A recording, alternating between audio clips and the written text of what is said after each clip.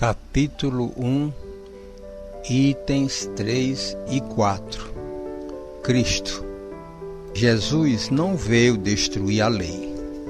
O que quer dizer a lei de Deus?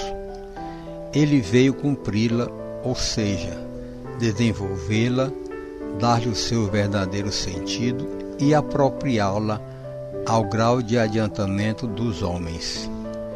Eis porque encontramos nessa lei o princípio dos deveres para com Deus e para com o próximo, que constitui a base de sua doutrina. Quanto às leis de Moisés, propriamente ditas, ele, pelo contrário, as modificou profundamente no fundo e na forma. Combateu constantemente o abuso das práticas exteriores e as falsas interpretações, e não podia fazê-las passar por uma reforma mais radical do que reduzindo-as a estas palavras: amar a Deus sobre todas as coisas e ao próximo como a si mesmo. E ao acrescentar: esta é toda a lei e os profetas.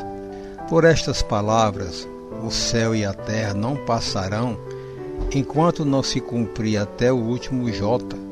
Jesus quis dizer que era necessário que a lei de Deus fosse cumprida, ou seja, que fosse praticada sobre a terra em toda a sua pureza, com todos os seus desenvolvimentos e todas as suas consequências. Pois de que serviria estabelecer essa lei se ela tivesse de ficar como privilégio de alguns homens ou mesmo de um só povo? Todos os homens, sendo filhos de Deus, são sem distinções objetos da mesma solicitude. Mas o papel de Jesus não foi simplesmente o de um legislador moralista, sem outra autoridade que a sua palavra. Ele veio cumprir as profecias que haviam anunciado o seu advento. Sua autoridade decorria da natureza excepcional do seu espírito e da natureza divina da sua missão. Ele veio ensinar aos homens que a verdadeira vida não está na terra, mas no reino dos céus. Ensinar-lhes o caminho que os conduz até lá, os meios de se reconciliarem com Deus e os advertir sobre a marcha das coisas futuras para o cumprimento dos destinos humanos. Não obstante, ele não disse tudo, e sobre muitos pontos limitou-se a lançar o germe de verdades que ele mesmo declarou não poderem ser então compreendidas.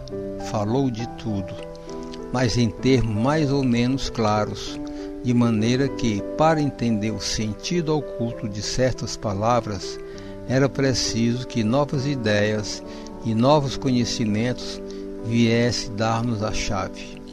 Essas ideias não podiam surgir antes de um certo grau de amadurecimento do espírito humano. A ciência devia contribuir poderosamente para o aparecimento e o desenvolvimento dessas ideias.